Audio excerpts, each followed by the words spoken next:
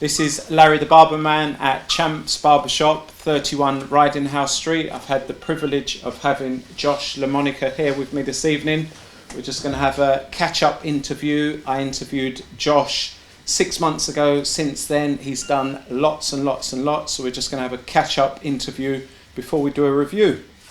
So welcome to Champ's Barbershop, Josh. Thank you very much. Said you've been doing a hell of a lot since we've last spoken, both internationally and domestically.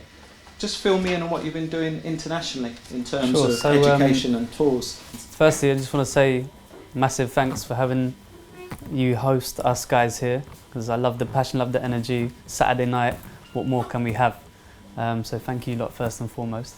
Colombian experience. Yeah, for real. Yeah, this is nice. This is my type of environment, man. Really appreciate it. So where have we been internationally? Firstly, the biggest thing that we've done, and probably a milestone to our brand and our team, was going over to the Hair Expo in Australia, in Melbourne. And this was a massive buzz for us, obviously considering it's the other side of the world. We actually tried to contact a few exhibitions around Europe and quite locally, Italy, Germany, and it turns out that the farthest one actually come back to us and said, yeah, we'd love to have you and host our exhibition, and that was the Hair Expo at Melbourne, Australia. Okay, so how did that kind of differ from Salon International, if we was to use Salon International as a measuring stick, if you like? It was fairly similar in the way that it runs, etc. You've got the main stages, you've got the men's stages, etc. You've got the exhibitors, the product sales, scissor sales, etc. But I think just the general idea of being the other side of the world and seeing if these guys do anything differently and if we can add something to their work and their industry there. With the greatest respect, Josh, I think that's why they flew you over. I know you're kind of very humble guy. You don't kind of like to scream and shout. I think you like your work to do that. But right now, I think you're kind of big stuff all across the world and in the UK. I mean, you've blown up a lot. As you say so. As you say so. I'll leave that. I appreciate that. Okay. And you've just literally just got back from Spain as well. Was you in Spain? Just got back from Barcelona. Yeah. Okay. Tell me about what was going on in Spain. You was at the Elroy. The guys from Antonio Elroy Academy came to visit me in Barcelona at a masterclass. So it was basically educating the educators over in Spain, and that was a fantastic time. A really interesting education day for me, because these guys were probably the most passionate people that I've come across as an educator myself. Just seeing the way that they were so interested and so intrigued in what I was doing and what certain techniques and how much variation there is. With great respect, they are fantastic at fading and styling. And it was just so humbling to really kind of, be around these people that wanted to learn from me, even though they were already talented, So that was really interesting. Yeah, no, Spain, both Champ and ourselves was at a workshop there in December, and it was amazing to see them. They're just so passionate and they just want to soak up information, whereas in England it's like you go to these kind of workshops and people are not really that interested. That's right. They're really there was literally people on my back, and I had a GoPro here the whole time of someone filming work, and I kept looking back to see if it was looking alright, It was really interesting, man. Yeah. But I embraced it, It wasn't like, oh, I'm sweating, there's a lot of pressure. It was kind of like, you know what, this is great, I'm having fun. I even started learning some Spanish and, putting some words in there, saying, yeah, I'm just about to do a mercado, and just mark it out. And it was fun because there was laughing at that as well, and it was just a great day. Mm-hmm. And I remember at the end of the expo, both Paul, Hewitt and Shane, there was literally people wanting to take their shots like they were superstars. There was like literally 200 people wanted their autographs and selfies. Didn't even step in the show for 5 minutes, and he was like, yeah, can we get a picture? I was like, what do you mean? Couldn't work it out. Yeah, well, you're a humble guy, so you wouldn't really soak up that. No, it was good. It was good. You just get on with your work. And what's going on domestically? What are you doing? Recently we've just completed a nice show at Pro Hair Live. It was great for me and my team at Menspire to get out on stage and really kind of showcase what we're doing in the salon from a day-to-day basis. You know, it was great to sort of be able to give inspiration to a lot of people that do know us and a lot of people that don't already know us as well. So we've been doing that. We've been doing a lot of education at our academy, which we've recently opened. I think the last time I saw you, it was just about to open, and now it's become really, really popular. So can't complain about that. Okay, so talking about the academy, because obviously this has been long awaited by a lot of barbers, because you know another reason why you're so well respected, you can cut an urban cut, no problem. You can do scissor work, no problem, and it's not just standard work, it's above average. So everyone's trying to kind of soak up the kind of knowledge that you can provide for them. Just give me a little rundown on some of the courses that you're doing there at the moment and how you feel barbers can benefit by coming to your academy right now. Sure, thank you, I appreciate the kind words as well. I was saying earlier that we're in a beautiful time in this men's hairdressing industry at the moment, because when I started, you know, there was very good barbers and there was very good hairdressers, and we didn't have the mix. You know, we had kind of like barbers that you'd get a nice fade, you'd get a nice lineup, and then the hairdressers you'd get your scissor work done. And you know, there was a massive group of people that wanted both, but they had to go to this shop then that shop, and I'm sure we know about that and we've experienced that as well. And fortunately, as I was training and developing myself, I managed to get into that niche, and I think that's where we're seeing a lot of our custom or students come to want to know that knowledge and apply that knowledge back in their salon. So this fusion of, you know, contemporary hairdressing and classic barbering is something that we try to deliver through our courses.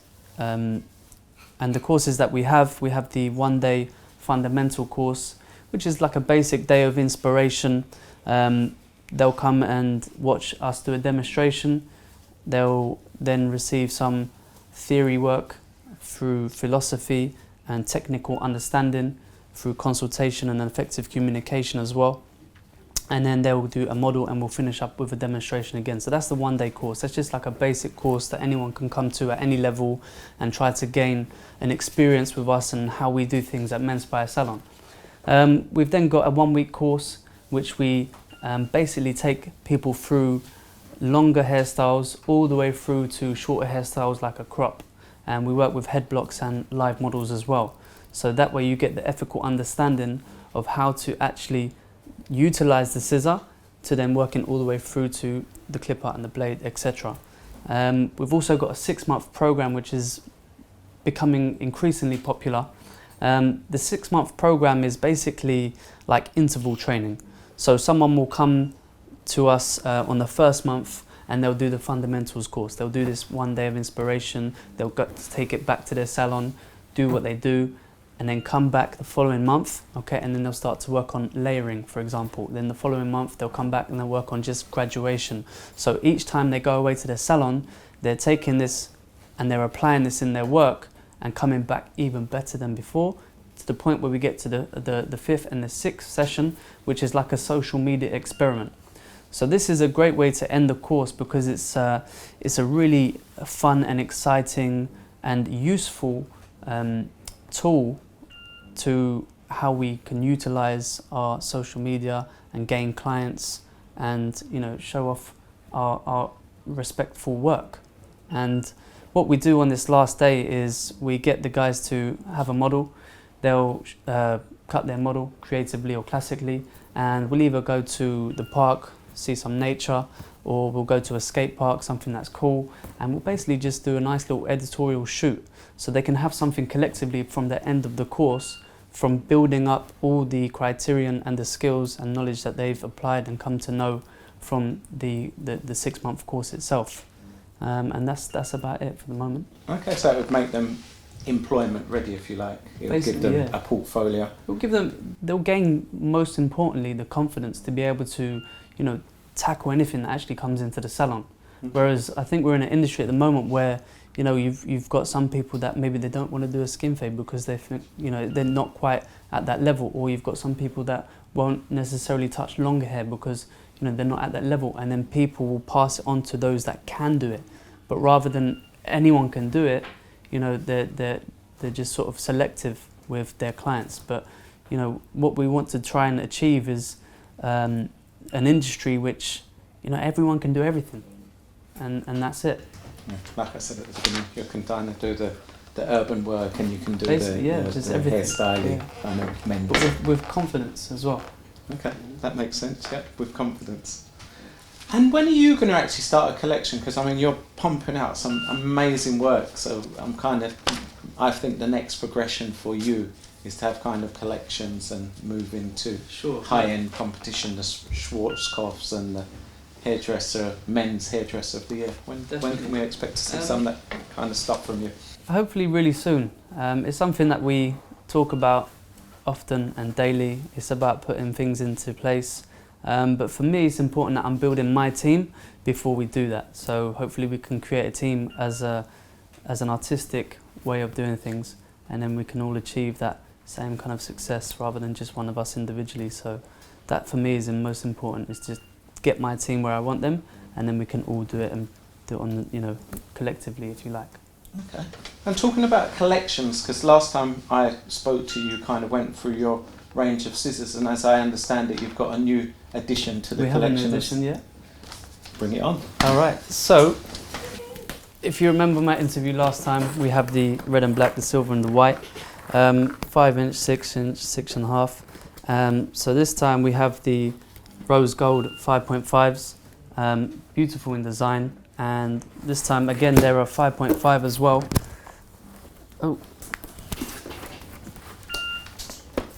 So again, similar sort of thing as the red and blacks, just really nice to look at, to be honest, more than anything. Rose gold, again, amazing. Sure. Again, just with a wider blade than the red and black scissor, just for more power.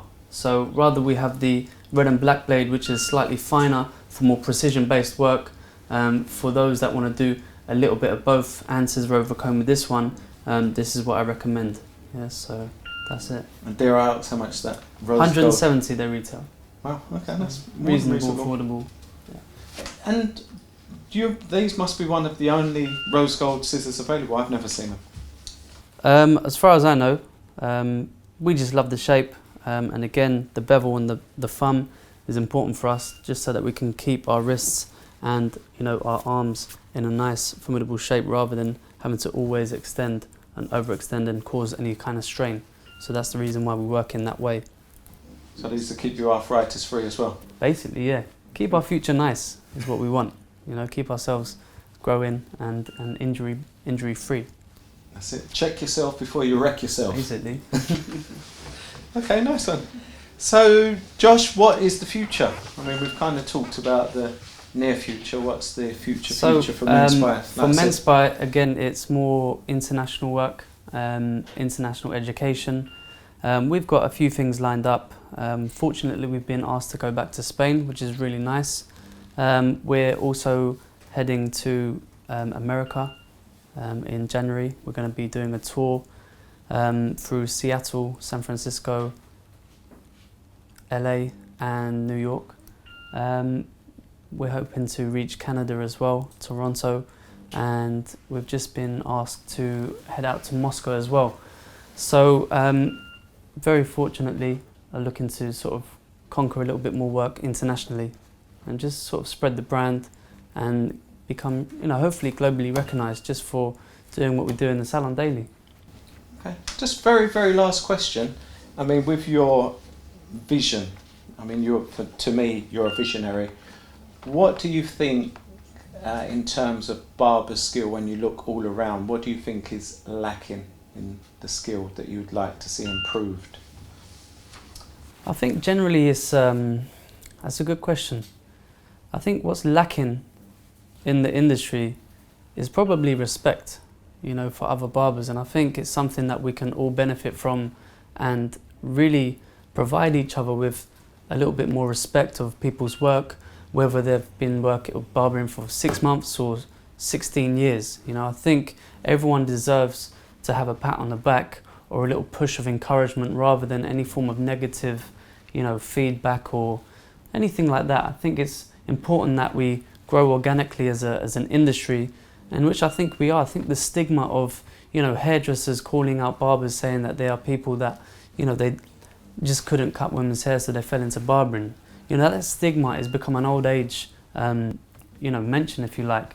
And I think what we need is a bit more positive outlook, a new mindset on barbering, and a whole new consciousness shift. And I think that's what's happening now. I think we are becoming more aware of each other and, you know, respecting each other. But I think that's the only thing that's really lacking. And again, confidence as well. Confidence to be able to achieve this and just be like this, I think, is most important.